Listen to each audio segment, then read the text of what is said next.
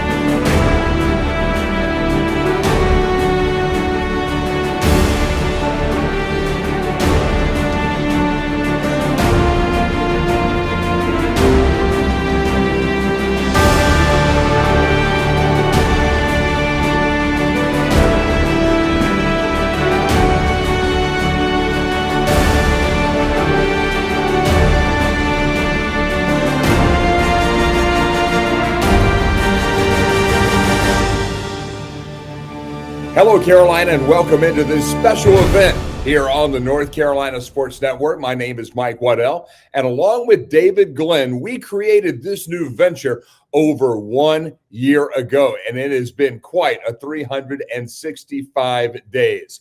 Since then, we have brought back the Bold North State's top journalist to the airways, produced more than 1,200 pieces of original content, launched our website, ncsportsnetwork.com, and made like Hinton James and getting out and about all across the state to more than 24 live events while building a base of over 12,000 subscribers here on our YouTube channel. DG, it has been quite a first year of operation. Yes, Mike, it is great to be with you again, as always. I'm excited to be a part of this inaugural edition of the North Carolina Sports Awards. And I thank all of our viewers, listeners, readers, subscribers, and followers who voted for our various finalists in what we call, and I give you credit for this term, the Pineys. I've been excited myself to see who the winners will be, and we'll get right into it here shortly. In the meantime, 3 quick things. Number 1, shout out, as always, to our friends at the North Carolina Pork Council. Without their support as our foundational partner, as you often call them, we would not have been able to launch last summer the North Carolina Sports Network. According to a recent study done by the folks at NC State University, the pork industry has a $10 billion economic impact. That's $10 billion with a B on our state every year and supports more than 44,000 jobs. We appreciate that, of course, as well as the North Carolina Pork Council's tremendous support for us here at the North Carolina Sports Network. Number 2, you mentioned our amazing YouTube numbers. I was told recently by a sports marketing executive, and I quote, "What you guys have done in your first year is nothing short of a miracle," end quote. This person works with media outlets in North Carolina and beyond who have been on YouTube in some instances for more than a decade and still don't have 10,000 subscribers. We actually got 10,000 subscribers in roughly 3 months. And as you said, our number now is well past 12,000 in this first year. We have a Twitter account at David Glenn Show that now ranks in the top 1% in the world on what's now called X in terms of followers. We're on all sorts of other social media as well, of course, and we have additional Twitter handles. And now we have the YouTube channel that you mentioned that has risen into the top 2% in the world in terms of channels with that many subscribers. That does sound like a miracle, and we thank our audience, among others, for making that happen. And number 3, finally, quick thanks to all of our other first-year partners. They took a leap of faith with us roughly a year ago in most cases, even before we had our brand new website, even before we had any YouTube channel, before we had the reboot of the David Glenn Show, that award-winning program from the past 20-plus years, even before we had our expanded social media presence, and even before we had our traveling tailgate tour. As always, we hope our audience will support our sponsors because it really does make a difference. Please always remember that there are direct links to our sponsors, each of them, at our website, ncsportsnetwork.com. That includes to our friend Mike Berard and the Founders Group at Stiefel. They manage my money and are an extraordinary financial services company.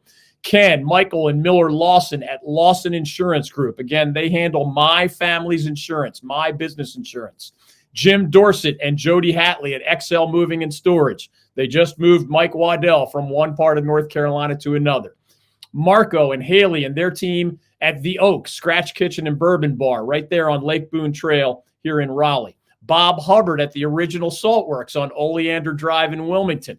Jimmy and Keaton Galeese at Jimmy's Bar and next door King Neptune Restaurant in wonderful Wrightsville Beach, North Carolina.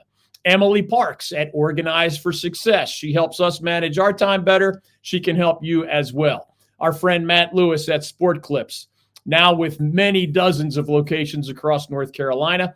And let's not forget the entire crews at both UNC Wilmington and the North Carolina High School Athletic Association, both of which hosted us at various events over these last 12 months, our first 12 with the North Carolina Sports Network. It is still hard to believe that we were able to build such an amazing group of partners so quickly, especially in the modern day media environment. And we're incredibly thankful for every one of them. Their support is among the reasons and among the things that energize me every day when I get up to work for the North Carolina Sports Network. It really does take my breath away, David, when you look back over what we have been able to watch and listen to, as 2023-24 was surely one of the most historic years in the history of North Carolina sports, from high school to college to pro. Man, great stories were the name of the game.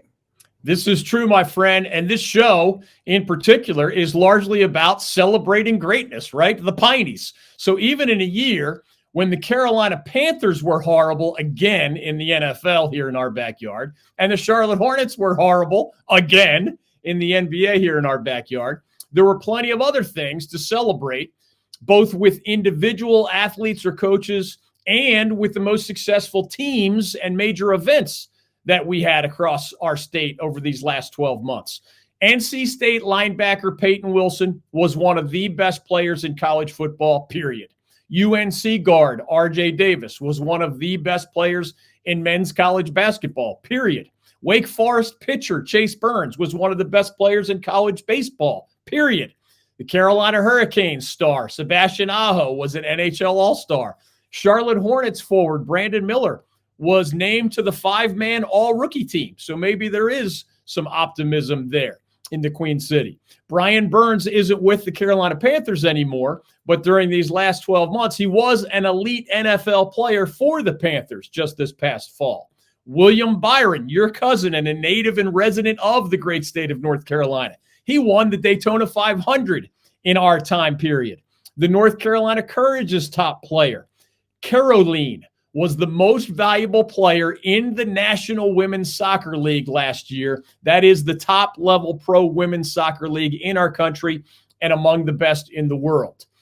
Bryson DeChambeau is not a North Carolinian, but he won the U.S. Open right here at Pinehurst #2 in our great state, and in thrilling fashion just not too long ago. And another golfer, Akshay Bhatia, is a 22-year-old based right here in Wake Forest, NC, who essentially has had his rising star breakthrough on the PGA Tour over this past year and is now considered among the top 25 golfers in the world. And those are just some of the elite individual athlete stories. Obviously, we had a lot of great coaches, championship teams, and unforgettable events in the North Carolina sports world over this past year as well. So that brings us to this, and tonight to this event, the first ever Pineys, the North Carolina Sports Awards. And David, this show was something that we talked about very early on in the development of NCSN, the opportunity to establish for the first time a point of recognition of all of the excellence in sports in the bold North State. It's a simple format, one which has included voting from our subscribers and followers and our input as well. Team of the year, athlete of the year, coach of the year, event of the year, and moment of the year. And over the run of tonight's show, we are going to hear from some of those folks who made this year in North Carolina sports so memorable. And David, the first guest we have is a personal friend of mine. We worked together at the University of Virginia many years ago, but now I'm outside of college athletics, and he's one of the top athletic directors in the United States. And we're talking about, of course, the architect of one of the greatest stories of 2023-24, the 10th director of athletics at North Carolina State University, Boo Corrigan. Yeah, Mike, if we had created the Pineys Awards back in the mid-1990s, we might not have had many winners from NC State over these last 30 years or so. Remember, the Wolfpack football program hasn't won an ACC title since 1979. The Wolfpack men's basketball program prior to this year hadn't won an ACC title since 1987. And the Wolfpack baseball program hasn't won the ACC baseball title since 1992. Those are obviously very long droughts in 3 of the highest profile college sports. In stark contrast, though, the recently concluded 2023-2024 sports year may have been the best in the history of NC State University. The Wolfpack actually had finalists in all 5 of our major voting categories, and deservedly so, and their fans really showed up in the voting to produce, along with our input, as you said, several winners from the Wolfpack camp. Most famously, Kevin Keatts and the NC State basketball team became our Team of the Year winner by making all kinds of the right history.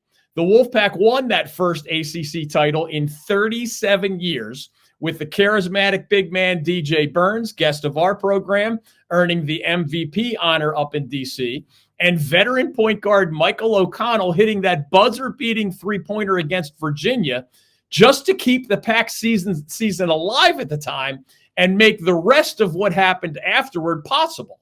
That O'Connell shot won our Sports Moment of the Year category, and then the Pac made that magical run to the Final Four of the NCAA tournament, eliminating the rival Duke Blue Devils in the Elite Eight along the way. That was the Pac's first trip to the national semifinals since that famous cardiac Pac won it all way back in 1983. Meanwhile, Wolfpack linebacker Payton Wilson, who's now in the NFL with the Pittsburgh Steelers, remember, won our Athlete of the Year honor, and there was a slew of additional success stories at NC State. Legendary baseball coach Elliott Avent led the Wolfpack back to the College World Series again. Another legendary coach, Wes Moore, another guest on our show, led his team to the women's basketball Final Four, just as Kevin Keatts took the men to that Final Four. The NC State wrestling program this past season won its 6th straight ACC championship. That is not easy to do. And the women's cross-country program at State won its 3rd straight national championship. Also, not easy to do. Never is when you're talking about NCAA titles. That is a lot of winning, especially at a school that had been so down for so long. And the turnaround is a tribute to both former Wolfpack athletic director Debbie Yao, who, remember, hired Kevin Keatts in men's basketball and Wes Moore in women's basketball, and several other of those most successful Wolfpack head coaches. And it's also a tribute, as you said, to the current AD, Boo Corrigan, who has overseen one of the best stretches in Wolfpack sports history, not just this year, but over these last 4 seasons in particular. Fortunately, Boo was kind enough to join us to accept these honors on behalf of the Wolfpack family and Wolfpack Nation. In our new company, the North Carolina Sports Network, we're only a year old. And that year happens to coincide with just crazy success for Wolfpack athletics. So we have 6 main categories where we're handing out awards for Athlete of the Year. And this means college, pro, it could be a Panther, a Hornet, a Hurricane, Wolfpack, obviously, Blue Devils, Tar Heels, and all the rest, large or small. and the Wolfpack dominated. So I want to get your thoughts on a couple of our winners, because there's incredible competition in some of these categories, but you have a front row seat for some of these winners. Our athlete of the year, and man, were there there were actually 3 or 4 great just Wolfpack nominees in this category, but we had maybe 30 nominees overall. Your recently departed to the NFL stunningly good linebacker Payton Wilson, Butkus Award, Bednarik Award, more than I could count. How much did you get to know him over? Heck, his tenure kind of was your tenure at NC State, right? He was there for an extended period. What can you share about his story, him off the field, his personality, his perseverance through injury, or even, I know you're a football fan, even just how you observed him help the Wolfpack win so many games on the gridiron? Yeah, it's interesting. So we were at West Point before we got here, and one of the things we used to talk about was not only the physical maturation, the intellectual maturation, but the presence that you have between being going into West Point, right, as a plebe and coming out as a firstie, and that's really what I would say. And congratulations to Payton on this award, and what a big deal it is. But his presence is really what's captured me in the 5 years that I've known him. And, a big time recruit coming in, thought about another school, ended up in Red. We love that he ended up in Red, but, just to see him this past year. And I think we had 2 of the all-time great leaders that I've been around, right? And Isaiah Moore and Grant Gibson, and just what they meant to this program. And we were talking earlier about attitude and effort, and those 2 in my eyes really set the stage for the culture that Coach Doran has built over the years, as far as personifying that, right, and being a part of that. And Payton really took to that, and from a young man that was obviously physically gifted and tough and can run and really hit, to this past year, and hearing him in the locker room after a tough game, after a win, whatever the situation was, he was the voice, right? He really was. And I do believe that ultimately everything becomes the players' teams, right? And if you got player, student leadership, that's really what it's about. And that's the secret sauce, if you will. And Payton really, at the end of this year, was the leader of that team, to a large degree. And just so proud of him and what he's become, and to see the national recognition that he's received, consensus All-American. He's got a very bright future in the NFL for his sake, I hope, because I know that's really what he wants. But whatever he does, he's going to be successful. It will not surprise you at all to learn that there were multiple Wolfpack teams nominated for Team of the Year. And a lot of times, the higher profile sports end up winning the votes. And that happened again. You could tell us a lot, I'm sure, about women's cross country and wrestling and baseball and football, but men's basketball ended up being our Team of the Year. There wasn't as much pro competition this year. The Panthers weren't very good. The Hornets weren't very good. The Canes were pretty good. And Rod Brindamore adopted as a transplanted Canadian. There you go. He adopted the Wolfpack. Now he's married to a Wolfpacker, so that may have factored in there.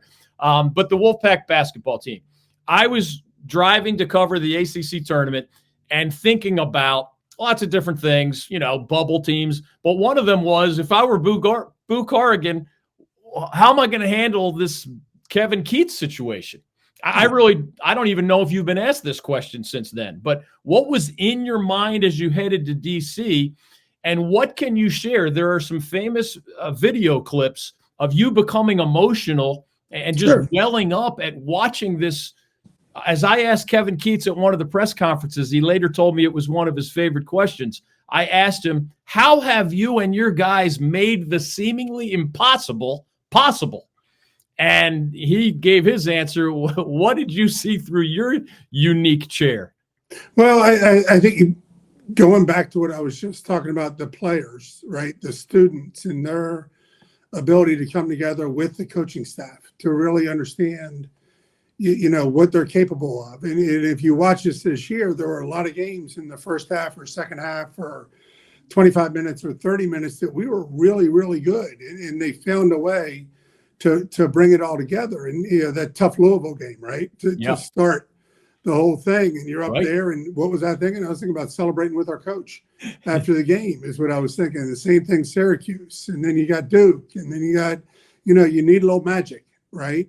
And we got Magic Mike that was able to pull off the shot. But not only does he makes the shot, and then we fall behind in overtime and then come storming back and win by a margin, right? And then to be able to play North Carolina, in the championship. And you talk about being emotional. That wasn't for me in any way, shape, or form. What that's about, and I've been able to do this, been around this a couple of times. And, we had gotten to West Point and lost to Navy before we beat them. We'd lost to them 14 years in a row. And seeing that win and what that win meant to so many people. And it's really similar to what happened here. And it had been obviously since 87, since we had won a championship, and you were there, right? You were in DC. Incredible. You could see the red growing at every game. Yeah. Right. It was like expanding. It wasn't V played an amoeba defense. I don't know if it was an amoeba crowd, right? That grew as everything was going on, but just the pride that everyone had in that moment, and obviously happy for Kevin and our students and in the group that was directly involved in it, but also our fan base, and to see, people holding up their children, or 20-year-old kids hugging their mom or their dad, right? Because they hadn't been a part of it, and to see how excited the parents were to be a part of that. As I've told some people that I've gotten to know since I've been here, like, my son's 8 years old and he got to experience this early. I'm like, hey, all your son knows is championships, right? All your daughter knows is championships at this point. So let's keep that going. Did you have to cancel any scheduled evaluate Kevin Keats meetings because of what happened in DC? You know what? I had to cancel a lot of things because the next thing I knew, we were going to Pittsburgh, and then we were going to Dallas, and then we were going to Phoenix. So, and in between, we went to Cleveland to watch Wes in the women's basketball program. But to your point earlier, I mean, what a great year for us, and the job that Kim's done with gymnastics, and Pop with wrestling, and Braden and Lori Hennis. Right, yep. 3 in a row. Yeah, 3 national championships in a row, and you lose your number 2 runner before the race starts. Your number 1 runner had been fighting illness, and you still win the national championship. So obviously, it's been a heck of a year for us, but proud to accept this, if you will, for the men's basketball program. We appreciate you accepting this on their behalf, and it won't surprise you to learn that a lot of the people that you just mentioned. I mean, the Wolfpack probably wasn't going to win all 6 categories. So Kevin Keats could have won Coach of the Year rather than the Wolfpack winning Team of the Year. So they're all in this together, basically. But the last one, and you briefly mentioned it there, the trickiest category that we voted on with our statewide viewers and listeners was Moment of the Year, because that could mean anything. Like sure. People voted on Bryson DeChambeau's bunker shot on 18 at Pinehurst. He's not a North Carolinian, but it happened here. But Michael O'Connell's three-pointer, I mean, Boo, I've covered the ACC tournament since 1988. And I'm telling you, we all can be guilty of recency bias. The last thing I just saw is the greatest thing I just saw. But I'm still goosebumpy about what I witnessed from a great vantage point. I was right behind the Wolfpack bench. I'm in the frame for all of eternity for where O'Connell in front of the bench there hit that 3. Yeah. My question to you is, what were you thinking in that moment, and what do you remember about what unfolded from there? Because you're right, you still had to win in overtime. And this is where, like, the cosmic part of the universe comes into play. Isaac McNeely is one of the best free throw shooters in the entire ACC. And it's not enough for him to miss a free throw, which he rarely does. Michael had to have a presence of mind and a plan and execute it, and maybe get a little magic dust from the ghost of Jimmy V or whatever. We'll take it. It happened. It happened. Take us back to those moments. Well, it was one of those things. We had the same pattern. We were watching the game higher up, and we'd walk down and stand in the tunnel, and we're we're standing in the tunnel with about 2.5 minutes to go. And the thing was, and you know this as well, even at the end of that game, as it's closing, we were hanging around. Yeah. It wasn't like, it went from 3 to 5 to 7 to 9, and then we had this massive comeback. It was in that range. And, as the free throw goes up, you're thinking the same thing. Great free throw shooter. He shoots it. Casey gets the rebound. Casey has a presence to pass it to Michael, who comes down. So as he goes to shoot it, we couldn't really see who was shooting it, but you saw the ball go up, right? And as the ball goes up, I remember seeing you in that tunnel. That's a hard vantage point. Yeah, and it felt like it banged around everything, and then it dropped in, and then immediately you look at the clock and what else is going on, and everything. Make sure our players coming off the bench don't get a technical, and just that moment, couldn't really see it, didn't have your vantage point, but just the excitement there, and it was. And you've been to so many ACC tournaments, right?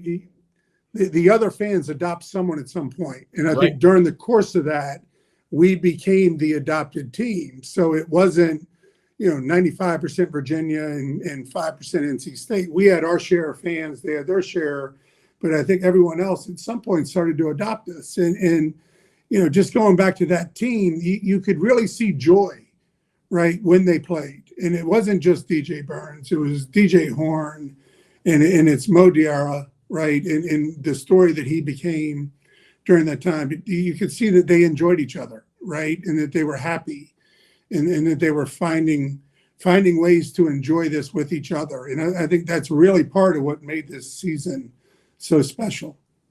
And if you could write a script, and Michael O'Connell's shot did win the moment of the year, so thank you for accepting that one on behalf of NC State as well. If you could write a script, you just might beat Duke and Carolina as well up in D.C., and you might just beat Duke in the Elite Eight. I mean, oh my goodness. We're running out of time, so let me get you out of here with this. I left it for last because I know how these things work, and there's a limited amount of things that you can say. But I'll phrase the question this way.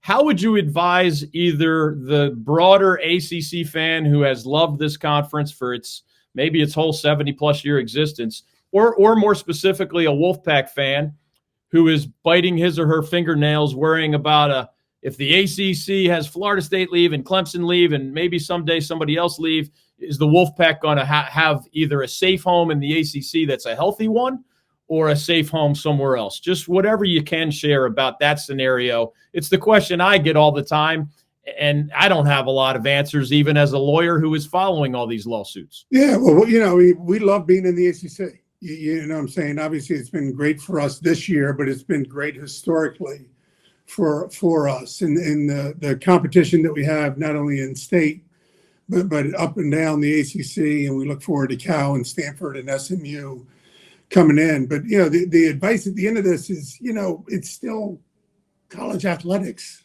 David. It's still about the name on the front of the jersey and the pride of your school and being engaged. And whether that means that you're a donor, that you're involved in NIL, that you're a season ticket holder, that you're wearing the shirt, that you're flying the colors, as I like to say, be a part of it, because it's still a great thing to be a part of at the end of the day. We have the highest graduation rate we've ever had. And it's great that we're winning championships, and winning matters, right? Winning matters, and I want to win as much as anyone, but let's win in everything. So we're graduating people at a higher rate than we ever have. We're winning at a higher rate than we have. In the past, our kids are more involved in the community than they've been, whether it's at school or homeless insecurity or food insecurity, whatever it is, they're engaged in the Raleigh area. Be a part of it. If you see one of our students out, talk to them. They're proud of where they are. They love, over and over again, I hear that they love being at NC State. Not in North Carolina, not in Raleigh. They love being at NC State University. And I think that's really an important thing. And share your story with them of where you were when something happened, right? Or how good the teams were when you were here. Because you know what? They've all got a pretty good story about where they were this past year. We didn't have a specific category in this year's awards for most beloved personality, but you just made me think of it with your description there. A lot of people adopted DJ Burns. Mm-hmm. as their guy. Even if they wore some shades of blue down the road, they tended to love that guy. So that's one more example. And I didn't mention at the beginning, I'm glad you did. When Boo mentioned those graduation rates, he's talking about athletic-specific graduation rates peaking at the same time that arguably the athletic department has peaked over this 4 years or so. Boo, it's great to see you. You're welcome to add anything you want on the way out, but my main message is thank you for doing this. Congratulations for the Wolfpack dominance of our awards this year here at the North Carolina Sports Network. But it's just great to see you, and I've always appreciated you and your place in college sports, along with your dad, of course, whom I got to know pretty well back in the day. Well, thank you to the North Carolina Sports Network for what y'all do, and we're honored to receive the awards. Look forward to defending our awards, I guess, if you will, and stick with us, folks. This college athletics thing is a pretty great thing, and we'd love for people to be involved. In sports, we talk a lot about impact players who make a positive difference. When it comes to our state's economy, the North Carolina pork industry is a true MVP. Each year, the pork industry plays an important role in supporting rural communities across our state. It contributes more than $10 billion a year to the North Carolina economy and supports more than 44,000 jobs. Learn more about their positive impact at ncpork.org. The North Carolina Pork Council, the foundational partner of the North Carolina Sports Network. Welcome back to the first ever North Carolina Sports Awards, the Pineys, right here on the North Carolina Sports Network. I'm Mike Waddell, along with David Glenn and DG. Folks may be wondering why we call these awards the Pineys. So that's a nod to a well-known North Carolina tradition. Since 1963, North Carolina's governors have reserved their highest honor, the Order of the Longleaf Pine, for persons who have made significant contributions to the state and their communities through their exemplary service and exceptional accomplishments. As such, we wanted to keep in line with the state on the sports side, so we call these awards the Pineys, kind of like the ESPYs, but with a Carolina twist. Yes, Mike, I like the name you came up with for these awards, and I'm glad we started with these 5 basic categories too. Congratulations to NC State men's basketball for being honored as our state's team of the year, Payton Wilson for being voted in as our state's athlete of the year, and Michael O'Connell's cardiac pack style three-pointer for being named North Carolina Sports Moment of the Year. In all 3 cases, the winners did beat out some very stiff competition. That brings us to another key category, Event of the Year.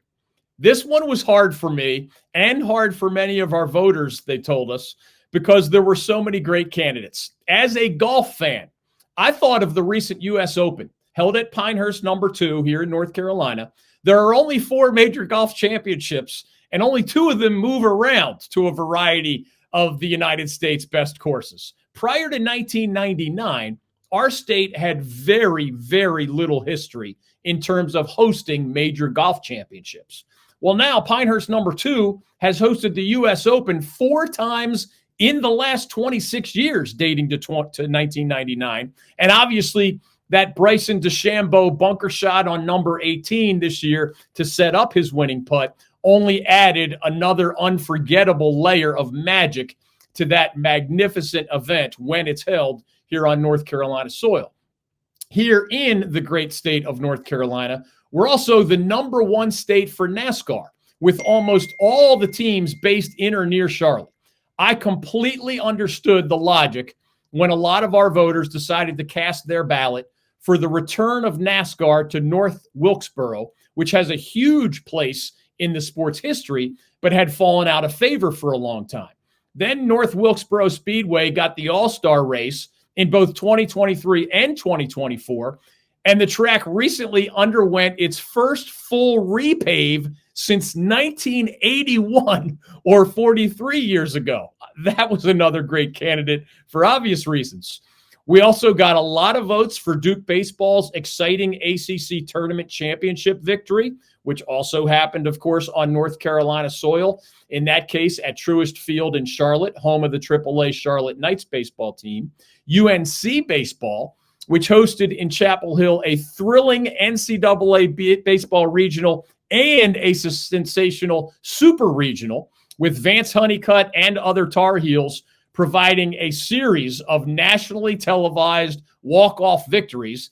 That bunch also received a lot of love in the event of the year category. Another of the biggest thrills of this past year in North Carolina sports, and this one proved to be our event of the year winner, came last November in Charlotte, when the Charlotte Sports Foundation teamed up with title sponsor Ally and staged the first ever Ally tip-off at the Spectrum Center there in the Queen City. This women's basketball showcase pitted Virginia Tech of the ACC, led by All-American post player Liz Kitley, who's from Northwest Guilford High School here in Greensboro, against the phenom of the sport here in the United States, Caitlin Clark of the Iowa Hawkeyes. More than 15,000 fans were on hand in person for this game, which made it the most attended regular season women's collegiate sporting event in the history of the great state of North Carolina. Clark ended up pouring in 44 points in the Hawkeyes' victory, but the true winners also included the city of Charlotte and the sport of women's basketball, which is on the rise as we speak, from the high school ranks to the college level and into the WNBA. Danny Morrison is the executive director of the Charlotte Sports Foundation, the promoter of the Dukes Mayo Classic, Dukes Mayo Bowl, the Jumpman Invitational, the Charlotte Invitational, and new this past May, the Mech Mile. Danny joined our Mike Waddell to accept this year's North Carolina Sporting Event of the Year honor on behalf of the 2023 Ally event. One heck of an event coming up last fall. In the fall of 2023, it was the Ally Tip-Off put on by the Charlotte Sports Foundation, our 2023-24 North Carolina Sports Event of the Year. And Danny, it was between Iowa and Virginia Tech in North Carolina, and you had a great sponsor in Ally. How did this all come together right there in downtown Charlotte? Well, first of all, we're thrilled and most appreciative to be named the North Carolina Sports Event of the Year. That's a great honor, and our staff is so amazing. They take these ideas and make them come to life. And as we were watching the women's basketball tournament in 2023, we said to ourselves, we started watching, we said, wow, this is amazing. And Caitlin Clark was putting on a show, and you know, she's the Steph Curry of women's basketball, and the tournament had a lot of eyeballs on it. And then they get to the Final Four with a great Final Four. And we said to ourselves after that tournament, we said, wonder if we can get Iowa to Charlotte to play one of the other Final Four teams, either South Carolina or Virginia Tech, and we create a women's basketball event. So we started working on it. We had great cooperation by everybody. Our staff really embraced the idea, started looking at the execution.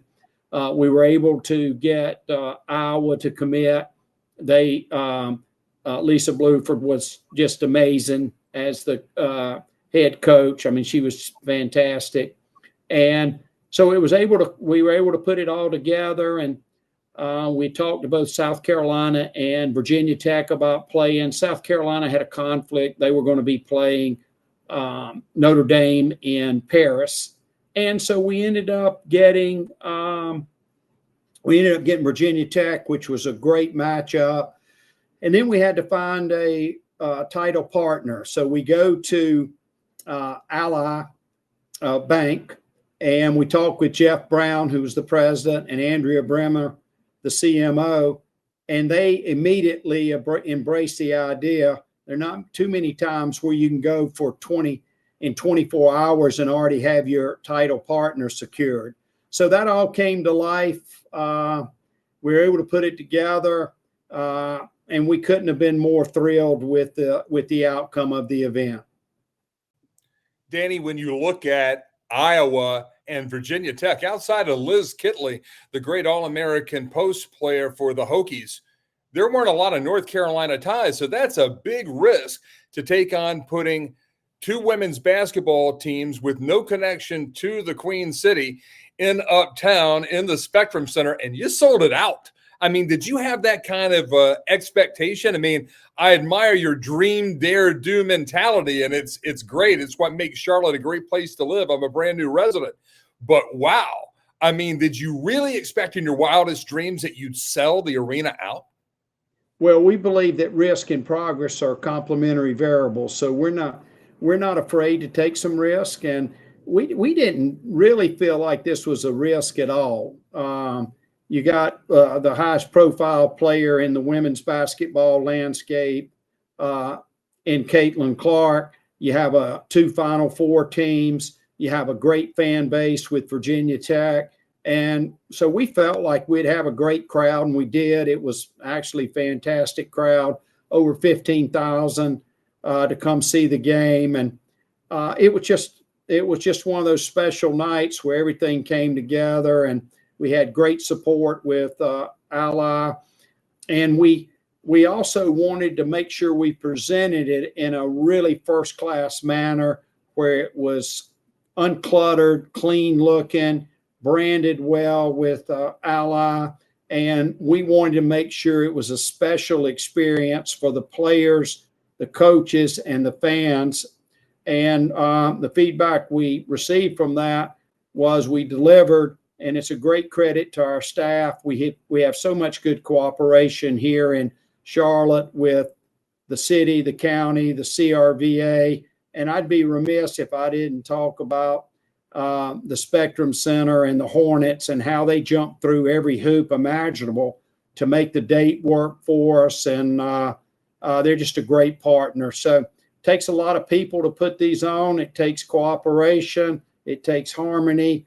And we're blessed to have that in Charlotte. We also had started in 22, as you well know, the Jumpman Invitational with North Carolina, Michigan, Florida, and Oklahoma. And we had men and women. So we had already started doing some things in the women's space in 2022. And we just thought this would be a natural to try to get these high-profile teams in for the Ally tip-off. And it was a huge success. And again, we're thankful for your recognition of the fact that this is North Carolina Sports Event of the Year. And we've actually taken the event and we've even made it larger this year. We're going to have a doubleheader for the Ally tip-off, and we'll have 3 of the Final Four teams. We'll have Iowa playing Virginia Tech again, and we'll have South Carolina, the champion, play in NC State. So 3 out of the Final Four for this year's tournament. So it's been great. We're excited about it. The Allied tip-off, now a doubleheader. That's breaking news. So it's exciting for all the women's sports fans out there. And again, going back to last year's event, what is that crowd, the largest crowd ever to see a women's sporting event here in the bold North State? What does that say about the future development of not only women's sports in North Carolina, but right here in the Queen City of Charlotte? Well, it was extremely well attended. We thought it would be, and especially when you have one of the most high-profile players in the country in Caitlin Clark, but also high-profile players on the Virginia Tech team as well.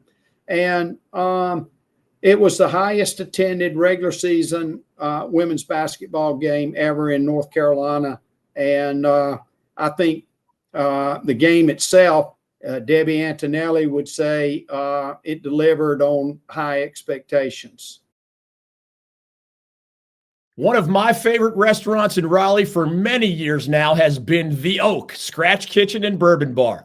It's located on Lake Boone Trail, which is a perfect location for a great meal and beverage if you're on your way to nearby Carter Finley Stadium or perhaps PNC Arena for a concert, Wolfpack or Hurricanes game, or other event. The menu is incredibly tasty and creative. The atmosphere is a lot of fun. The bourbon options are as high-end and varied as you'll find anywhere. The staff is super classy and first-rate, and I've just always loved the people, the food, and the overall vibe there. When I took Carolina Hurricanes owner Tom Dundon to lunch, yes, meaning the billionaire who owns the hockey team, I took him to the Oak. Seriously, it's that good. Learn more or make a reservation by visiting their website, theoakraleigh.com. That's theoakraleigh.com. The Pineys roll on here on the North Carolina Sports Network as we move forward with our next category, Coach of the Year. And David, this winner was in her first year as a head coach, which made her team's national championship performance even more fascinating. Yes, Mike, let's jump right into it because our next honoree is here and ready to accept her award. Erin Matson was a 4-time national champion and 3-time National Player of the Year as an athlete for the North Carolina Tar Heels. Then in January of 2023, just 1 month after her own college graduation, when she was only 22 years old, by the way, she was chosen to succeed her coach, the 10-time national champion legendary coach, Karen Shelton. So how did Erin Matson handle her rookie year in the coaching ranks? Well, about as well as humanly possible, I would say, since she led the 2023 Tar Heels, a team that, remember, included many of her former teammates from during her own time as a player, to the ACC championship and the NCAA championship in one of our state's most unusual and most amazing sports stories of the past 12 months. Okay, without further ado, it is time to welcome in the winner of one of our 2023-2024 North Carolina Sports Awards categories that received the most input from sports fans all across North Carolina and even beyond. Our top vote getters for the statewide Coach of the Year honor included Carolina Hurricanes hockey coach Rod Brindamore from the professional ranks, and both UNC baseball coach Scott Forbes and NC State men's basketball coach Kevin Keats from the major college ranks. And remember, Coach Keats and his Wolfpack are finalists in 2 of our other bigger categories as well. There were also a lot of votes for prominent coaches from lower in the NCAA ladder, including Mike Jacobs of Lenoir-Rhyne, who led the Bears to the national semifinals of the Division II football playoffs, Tom Palumbo of Guilford, who led the Quakers to the Division III Final Four in men's basketball, and Jim Gant of Catawba, who led the Indians to the Division III College World Series in baseball. Our 2023-24 Coach of the Year winner, though, was both a national champion this past season and one of the most interesting stories in all of college athletics. UNC field hockey coach Erin Matson, who was only 22 years old at the time of her hiring in January 2023. It was just 1 month after her own college graduation. Coach Matson ends up leading the Tar Heels to the program's 7th straight ACC championship, and last November, Carolina's 11th overall NCAA title.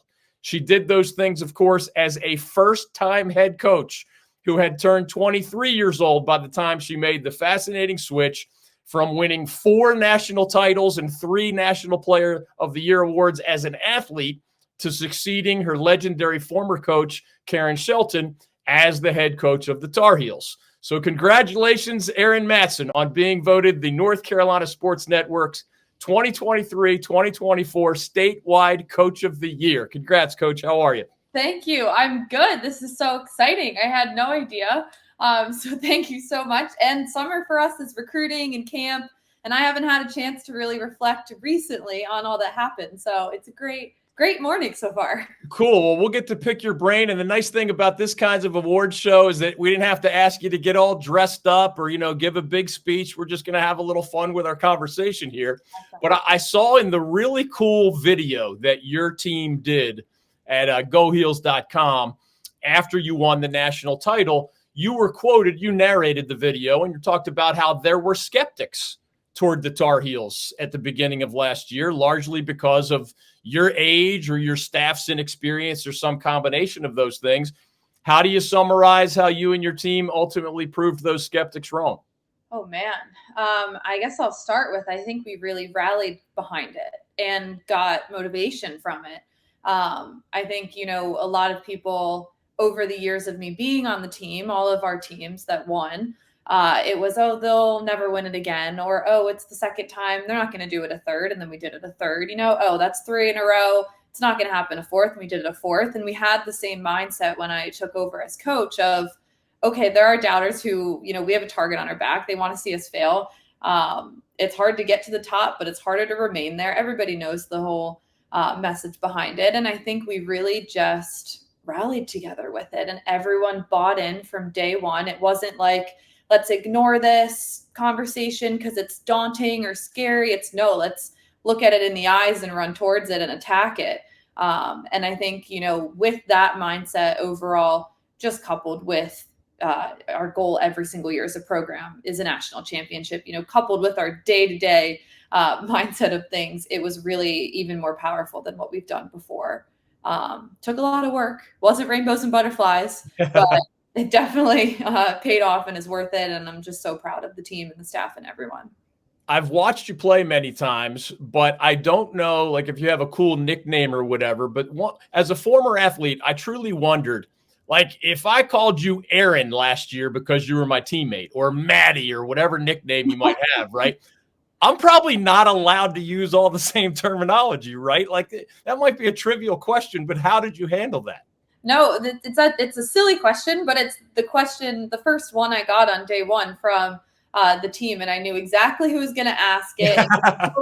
Total icebreaker. I know them very well, obviously, all of the players, but they asked that. They were like, do we call you Erin or coach? And my whole MO is, look, the uniqueness of the situation is unique enough. Like, I don't need to make this any more weird or uncomfortable. Like, it's only going to hurt it. So on day one, I had the same kind of answer that I'll give you now. I just said, I'll leave it up to you guys, and whatever you feel comfortable with, I'm comfortable with that. There are great coaches that are known as coach, and there are great coaches that go by their first name, and I'm kind of letting time handle that. But it is funny on both ends of the spectrum now to have like a nickname slip out and then be like, oh, wait, sorry, like blah, blah, blah. And I'm like, yeah, but this is okay. These are things like we need to work through. And then on the flip side, sometimes coach will slip out because they call me Erin. And sometimes coach will slip out and they'll be like, oh, wait, that was weird. And I'm like, yeah, don't fight it though. Like, if it's meant to happen, it'll happen. So it's just it's a unique journey we're on. But that kind of question encapsulates everything. This is a learning process, and that's the only way it's going to work. When did you start first seriously considering a coaching career, either in the general sense or maybe, near your graduation as a Carolina athlete, specifically coaching the Tar Heels, if you had heard that Coach Shelton was finally, after 42 years, going to turn the page into the next chapter of her life? Yeah, so I knew as an athlete that I loved coaching. I knew it because I would sit with my teammates and watch film or, have conversations with Coach Shelton. I loved coaching. I loved going back during the winter or the summer when we were off and coaching my high school or my club team. I just loved it. And NIL honestly helped a ton because I could hold my own camps and clinics and this and that. So that taught me more about it on a broader level and actually management side of things. And I would always make a joke though. I was like, I can't go put on red or royal blue or orange and be like, come to this school. It's the best place in the world. Like, I just can't do that. So I would always joke leading up to my senior year, I would love to coach, but if the stars align, they will. If not though, like, I can't coach anywhere other than Carolina. Then of course it came to be that Coach Shelton was, finally ready to retire. The whole story went around of me going to our athletic director and saying, look, just don't overlook me. I know I still have to play in this last season, but I don't want you to make up your mind before it's too late. But it was simply that I loved it. I knew I loved it. I just couldn't go anywhere else and preach that. And then the stars eventually did align, and I didn't really let my heart or mind think about anything else other than getting the job. That's a gutsy move for a college athlete to seek out an athletic director and say, hey, just so you know, don't forget about me. I also heard or read over the years that even as a freshman player at Carolina, you had already been a national team player and such. So you were kind of getting on your own teammates as a freshman. Is this like part of your Philly area background Yeah. that we have in common? Because that's some bold stuff. Yeah, I definitely was not afraid to, hold people accountable or push the standards. I knew my abilities and I was confident in my abilities.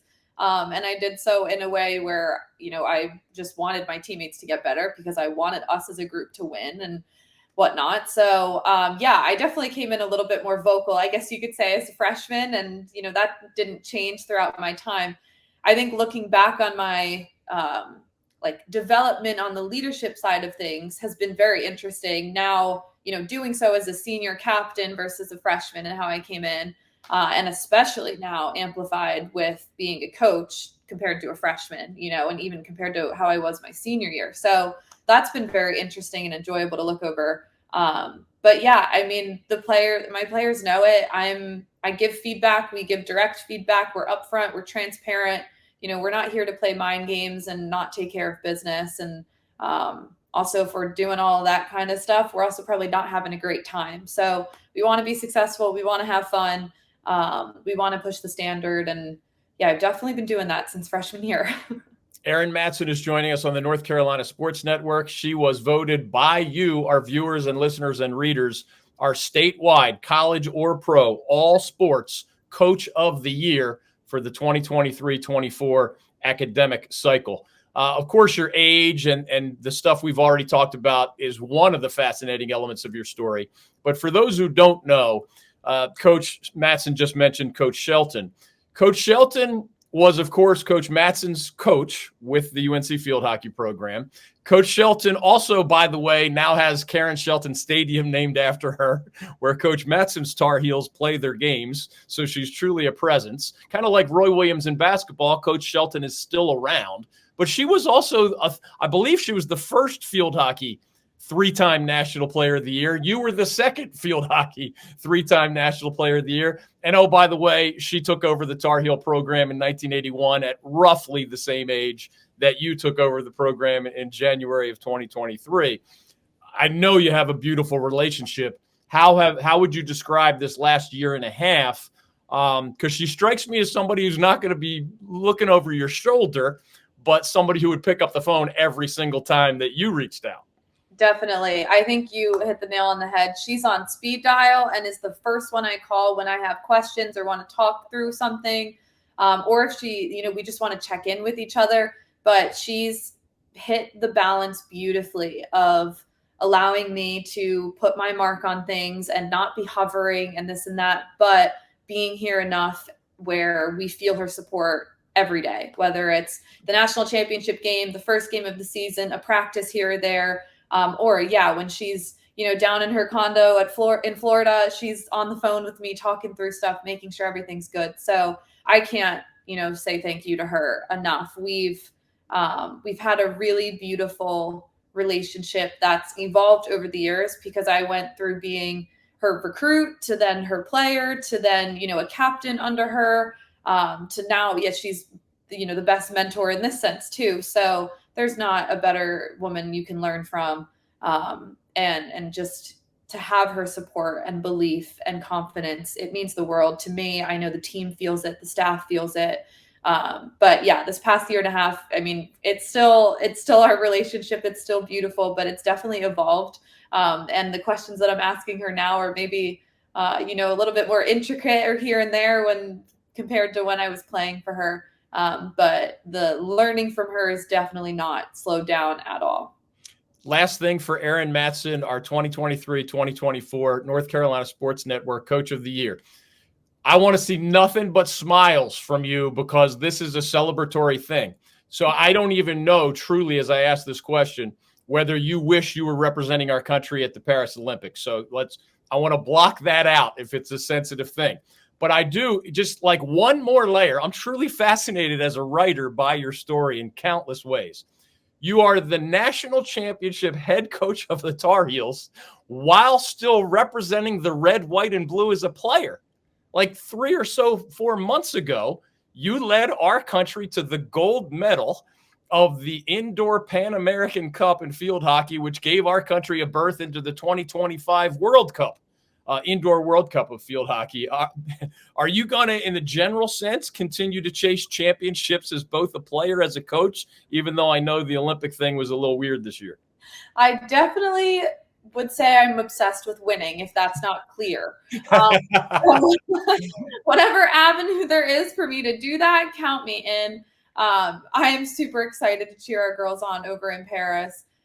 It's a very exciting time for our sport in America and internationally. You know, our sport is it's much more even popular than it is here. So I'm just super proud to have been a part of all of this excitement and engagement with our Tar Heels that we did this season. And, you know, if we can keep racking up some gold medals or gold anything, honestly, on the world stage too, I'm more than happy to do that for my country. But I just love what I do. I can't believe this is my job. I'm fortunate enough where I'm young enough where I can still get out there and play with them or run with them. Maybe I'm not in the front of the pack anymore, but it still means, you know, if, you know, my country needs me at any point, I'm ready to go. So yeah, it'll be a very exciting summer. And like I said, winning never gets old at all.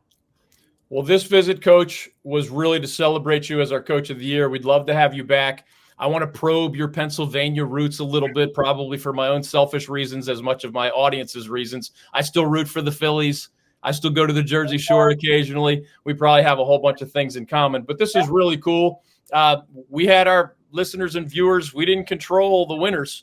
So whereas we voted for you in our own way, it was pretty cool that basically the state of North Carolina sports fans made you our Coach of the Year. So congrats for that, and appreciate you carving out some time for us today.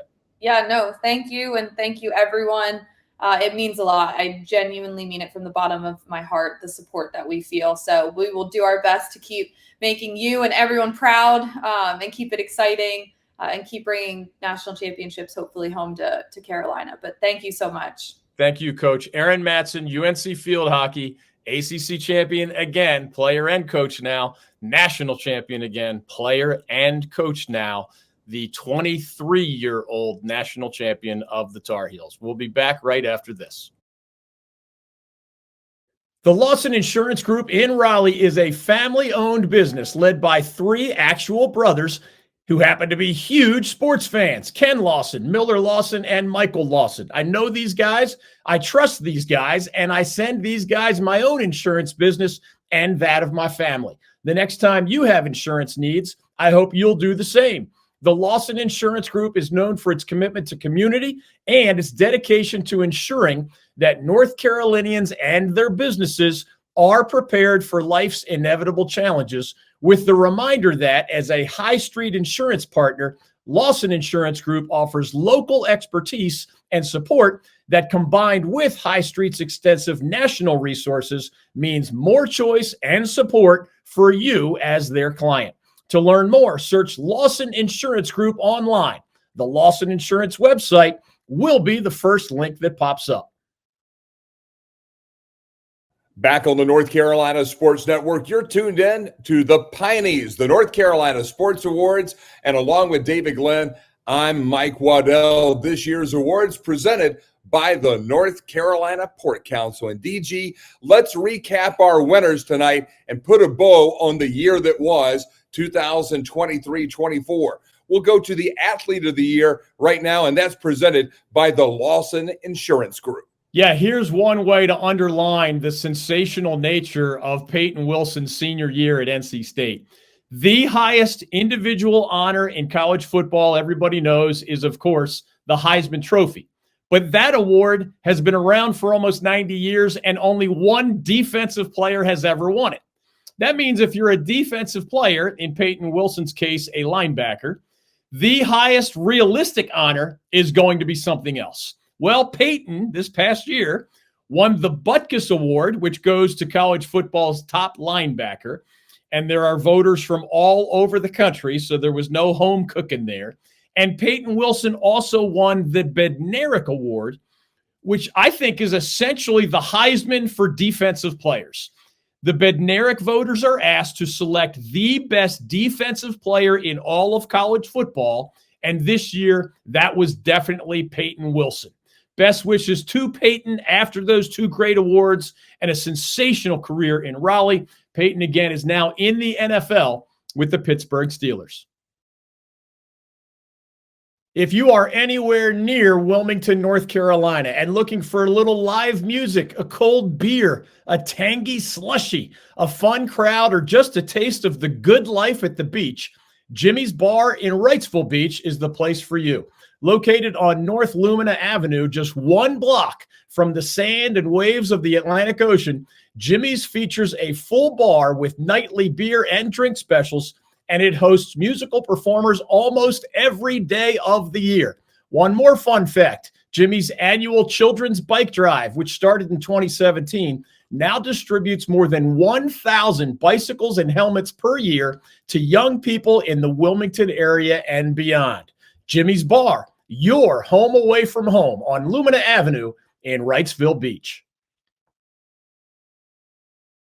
Our next category, Coach of the Year, presented by Jimmy's and King Neptune Restaurant in Wrightsville Beach.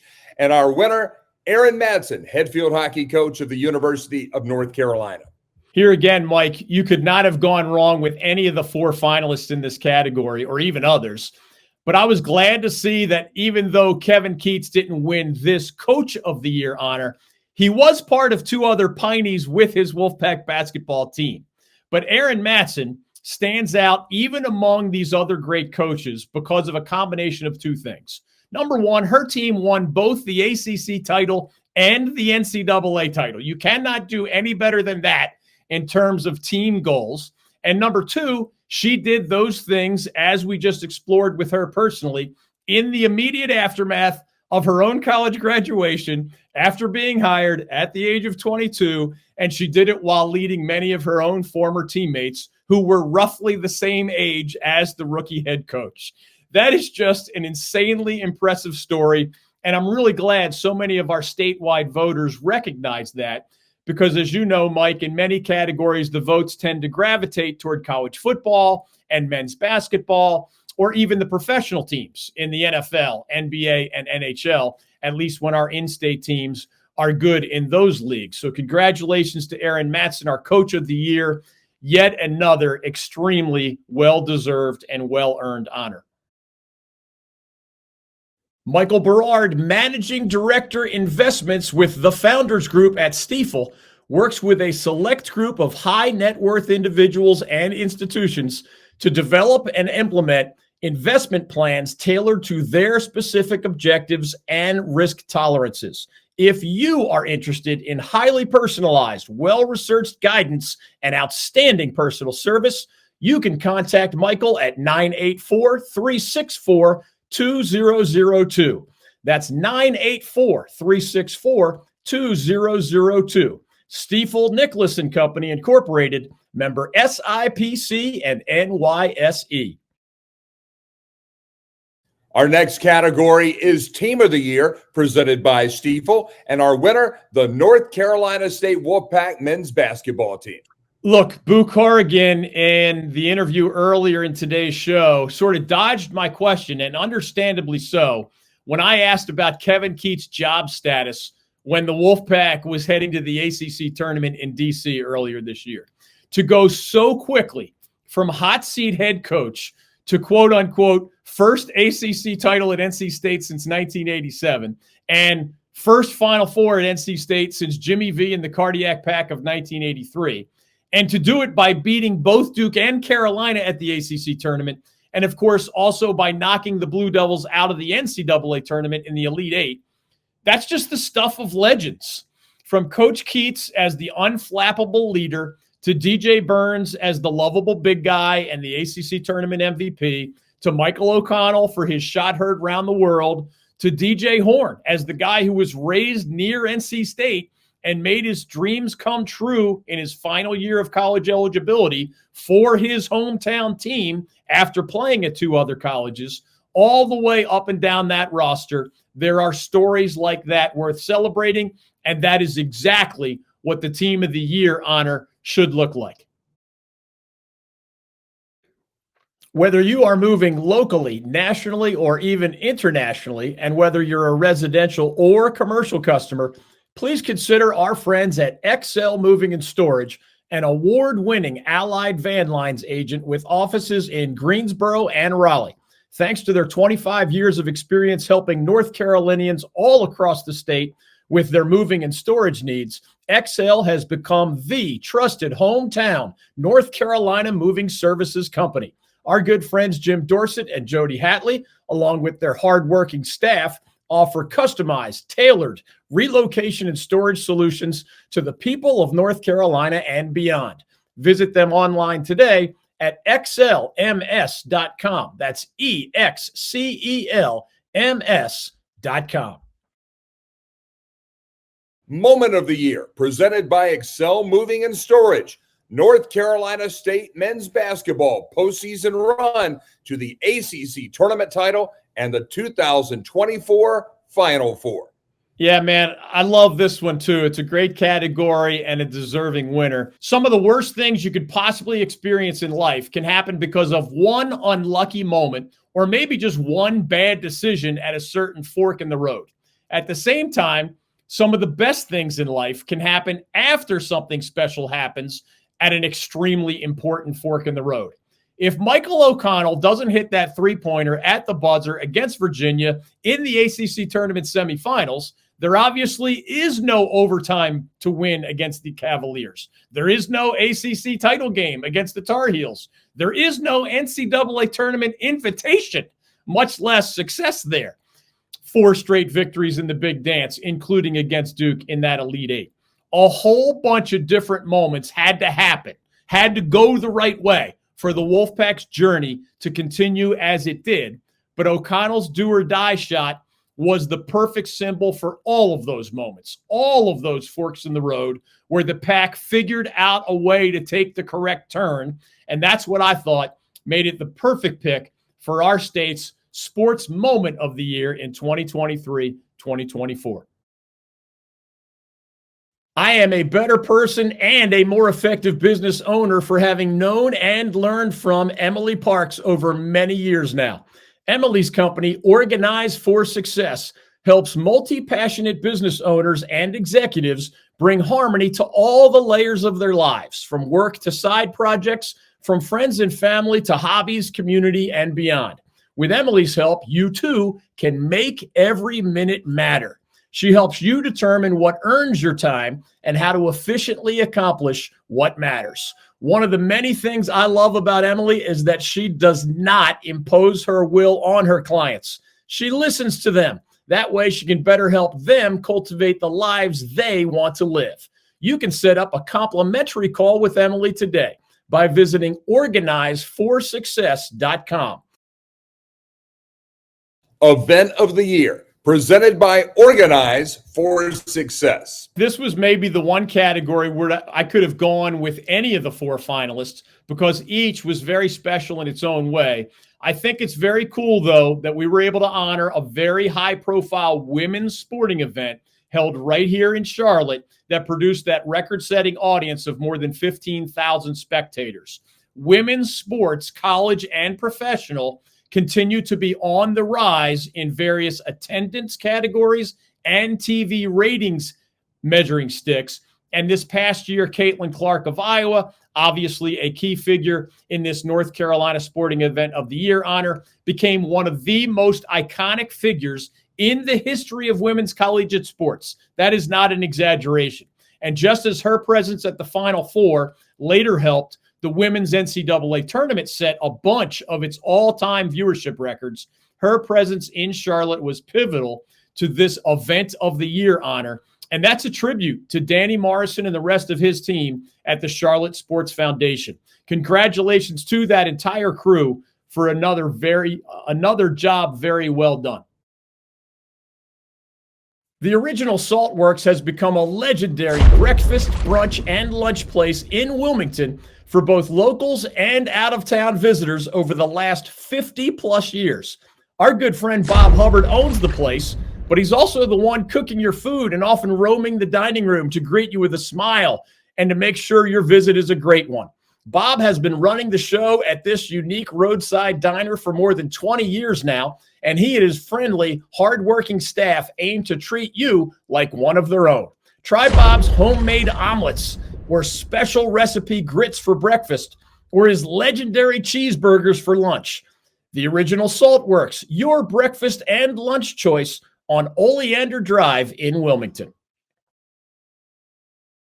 It has been a spectacular first year, but now as we look ahead, and our look ahead to this next year is presented by the Original Salt Works and our good friend Bob Hubbard down in Wilmington. I got to ask you, what are you most looking forward to as we get ready to move on with ACC football kickoff, another ACC basketball season, and overall another big year of North Carolina sports? Yeah, Mike, that's a long list, but you know I'm a college basketball guy at heart. So I am very intrigued to see what incoming freshman Cooper Flagg and Duke and returning fifth-year senior RJ Davis and UNC and the rest of this recently expanded, now 18-school Atlantic Coast Conference have in store for us next season, among many other stories that we're writing about in college basketball, even right now in the middle of the summer at our website, ncsportsnetwork.com. We hope folks will check out those articles on an ongoing basis. But beyond that, in college football, there are intriguing stories at every level, including the possibility of NC State finally getting to that extremely elusive 10-win mark under Dave Doran, or maybe UNC putting together something special under Hall of Fame coach Mack Brown against what looks like a very manageable schedule for the Tar Heels this fall. Manny Diaz is the new guy at Duke. ECU and Wake Forest are looking for bounce-back seasons under Mike Houston and Dave Clawson, respectively. Sean Clark always seems on the cusp of something special at App State. And as you know, we have successful programs and teams and athletes and coaches at the FCS, Division II, and Division III levels as well. At the professional level here in our state, I want to see where the Carolina Hurricanes can go next under the Tom Dundon as owner, Rod Brindamore as head coach combination. That bunch deserves a lot of credit, remember, for taking a franchise that had a 9-year playoff drought, one of the longest in NHL history, and under Tom Dundon and Rod Brindamore immediately turning a 9-year drought into 6 straight years of making the playoffs and often advancing in those playoffs. Meanwhile, the Panthers and the Hornets have been really down in recent years, but they do get fresh starts in both cases with new head coaches. Dave Canales for the Panthers on the football side. He comes from an offensive background in Seattle and Tampa. And Charles Lee, the new head coach of the Charlotte Hornets, who is or came from his time as a longtime assistant for the Boston Celtics, who, of course, just won the NBA title. So I'll be intrigued to see if one or both of those two new head coaches can have the kind of impact on our state's pro teams the way Rod Brindamore clearly has with the Canes. Elsewhere, I am curious to see how far the guy I mentioned earlier, Akshay Bhatia, can go. He's already one of the top 25 golfers in the world, and he's only 22 years old. He has a chance to be, eventually, one of the greatest golfers ever to come from the state of North Carolina. And again, we're catching him even as he's barely started to climb up that ladder. I'm also excited that less than a year after we hosted the U.S. Open at Pinehurst, we get another of golf's major championships on North Carolina soil. This coming May, Quail Hollow there in Charlotte will host the PGA Championship. So that should be a lot of fun, just as the U.S. Open was at Pinehurst #2 not too long ago. I'm also intrigued to see where NASCAR goes from here. After a strange mixture of negative headlines, but also the positive ones, such as the rejuvenation of North Wilkesboro Speedway. And of course, we always get a heavy helping of motorsports in and around Charlotte Motor Speedway. The list goes on and on. In the near future, I'm also looking forward to seeing a bunch of North Carolina natives or people who played collegiately, either in the ACC or sometimes at one of our in-state universities, as they compete later this month and in the month of August over in Paris at the Summer Olympic Games. We will never run out of compelling storylines in the sports world that have North Carolina themes, whether we're following the sports world locally, regionally, nationally, or even internationally. That is for sure. that's all great news for us here at the North Carolina Sports Network. And we really do hope that everyone out there will join us as often as possible for that magic carpet ride that I just described over these next 12 months. And with that, the first ever Pineys, the North Carolina Sports Awards, are in the books. Thanks to everyone for their support of the North Carolina Sports Network during our first year of operations. And we look forward to seeing you on our YouTube channel, at our remote events over the course of the next 12 months, and also via engagement at all of our social media accounts. That address is at the NC Sports Net. That's X, TikTok, Facebook, and Instagram. Special thanks to our on-air and behind-the-scenes colleagues who made this so much fun this year. We're talking about the incomparable professional in Chris Edwards, the coach, Jenny Collins, also J.R. Quitman with great insight in what he provided to us behind the scenes in production value, and so many more. It has been a fantastic crew, and we will be adding to that personality list as we move forward here in year 2. And David, I tell you, personally, for me, it's been a thrill to be back engaged with you again for the first time since our days back at Vilcom Sports in the early 90s. This has been a magnificent venture, and one that I know I'm excited about working with you to grow. Right back at you, my friend. It's been a great year. We have really surpassed anybody's wildest expectations. And as we always say, or try to remember to say, that's a tribute to the North Carolina Pork Council, all of our sponsors, which we hope our viewers and subscribers and listeners and readers will patronize as often as possible. When you need something that one of our sponsors can provide, please utilize them as often as possible, because there's a lot of ways to help us, even if you can't be a sponsor yourself. I've enjoyed working with you, Mike, and the other professionals that you mentioned earlier. We've had a lot of fun. We get paid to write and talk about sports for a living, which is a blessing in its own right. And we thank everybody for being with us during this inaugural edition of the Pineys. And we certainly look forward to seeing everybody next time and throughout the course of this upcoming 2024-2025 academic year and sports cycle.